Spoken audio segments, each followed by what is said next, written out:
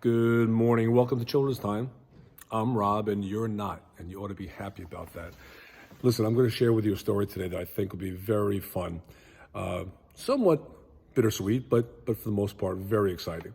Last week, I shared with you a great story about an American teacher and patriot, Booker T. Washington. Well, I'd be remiss if I didn't call out somebody here locally and maybe more timely for a lot of us, somebody many of you knew. A great story about another educator, craftsman, innovator.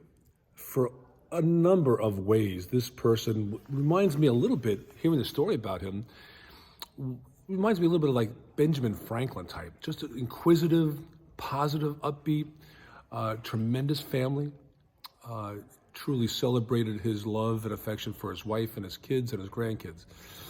But really somebody who's very central to the very core of St. Paul's. I'm wondering if anybody can guess who I'm talking about. Maybe you notice where I'm sitting today. I don't know if you can, for those of you in the St. Paul's family, some of this may look familiar.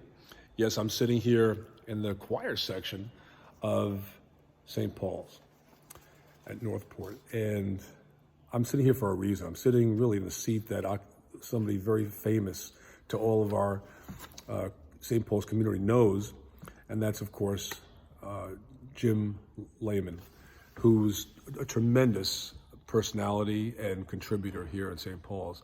I wanted to share a little bit about his story, because again, he was somebody who educated generations of youngsters here on Long Island, and he was inquisitive in every imaginable way. He was a craftsman. He learned how to use wood, use his hands in creating things. Built his own house with Mary Grace, his wonderful wife, up in Maine.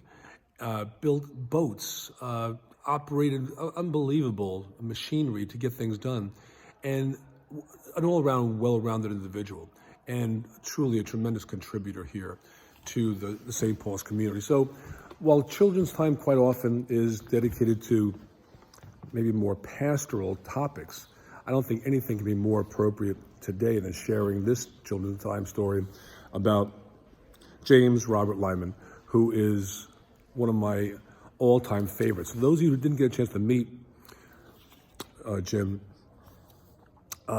if nothing else, maybe remember just his persona. Always smiling, always positive, always supportive. Really somebody who I aspire to be more like every single day. And for those who don't remember exactly what he looks like, maybe remember my friend Jim. Jim, we miss you, but we celebrate your life. And you know what? You inspire so many of us that I plan on keep on doing what I'm doing. And each day I may think once in a while, what would Jim do in a situation like this? Listen, folks, this has been another Children's Time for you. Hopefully you enjoyed it and you can use it, and maybe you can think about, how you can be inquisitive and positive, and as Jim always did, look up at the stars often and wonder, what else can you do? Love you all. See you in church soon. Have a great week. Bye-bye.